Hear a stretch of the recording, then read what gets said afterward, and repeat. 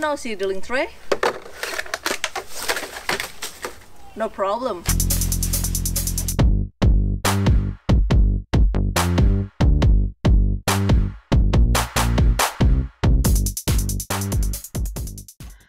Penyemaian merupakan salah satu proses yang krusial dalam tanam menanam. Menyemai tanaman sendiri akan jauh lebih menguntungkan daripada membeli bibit. Karena dengan menyemai sendiri, kita tahu persis kualitas dan jenis tanaman yang kita tanam. Penyemaian sendiri bisa dibagi menjadi dua, yakni direct planting atau semai langsung ke tanah, dan transplant atau sistem semai dengan tray penyemaian. Direct planting atau tanam langsung ke tanah, seperti namanya, proses tanam ini adalah proses penanaman biji atau benih tanaman langsung ke tanah. Metode ini sangat cocok diaplikasikan untuk tanaman tertentu, seperti wortel, yang mana tidak suka atau kurang toleran bila proses pembentukan akar terganggu dalam proses transplanting atau pemindahan.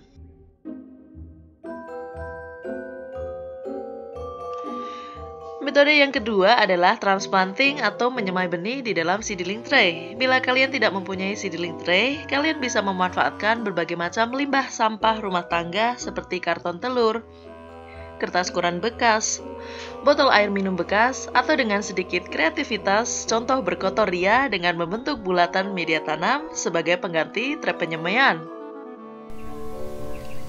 Nah, bagi teman-teman yang nggak punya yang namanya seedling tray seperti ini, teman-teman juga bisa membuat untuk penyemaian sendiri. Selain dengan menggunakan media kertas koran bekas untuk pot seedling, teman-teman bisa cek di link kartu di atas ya, untuk bagaimana cara membuatnya. Nah, ini alternatif lain untuk membuat seedling ya. Jadi teman-teman campur semua media tanam, basahi dengan air, terus kayak kita bikin makanan kayak gitu. Kita peras-peras, kita bentuk seperti ini menjadi, dan nanti tinggal dimasuk-masukin seperti itu.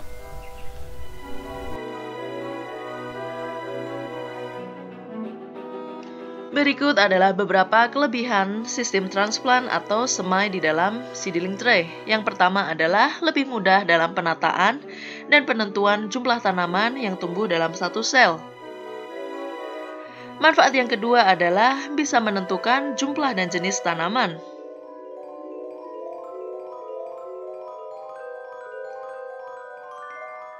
Manfaat sistem transplant yang ketiga adalah tingkat germinasi yang lebih tinggi, karena tidak harus berebut nutrisi dengan tanaman lain atau gulma liar. Manfaat yang keempat adalah efisiensi tempat. Terlebih untuk kalian yang memiliki lahan terbatas, metode transplant akan jauh lebih cocok untuk kalian. Di saat benih sedang bertumbuh, kalian masih bisa menggunakan lahan yang kalian miliki untuk tanaman yang lain. Manfaat yang kelima adalah tidak seperti sistem tanam langsung, di mana tanaman muda harus sudah diterpa cuaca ekstrim atau mungkin diserang hama. Dengan sistem transplant, kita mampu mengkontrol kadar air, kadar suhu udara, dan juga hama pada tanaman muda yang masih sangat rentan.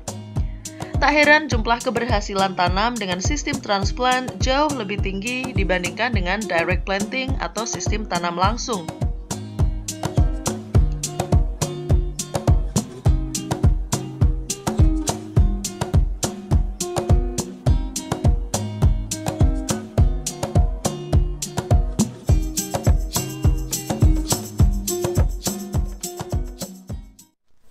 Semoga informasinya bermanfaat untuk kalian.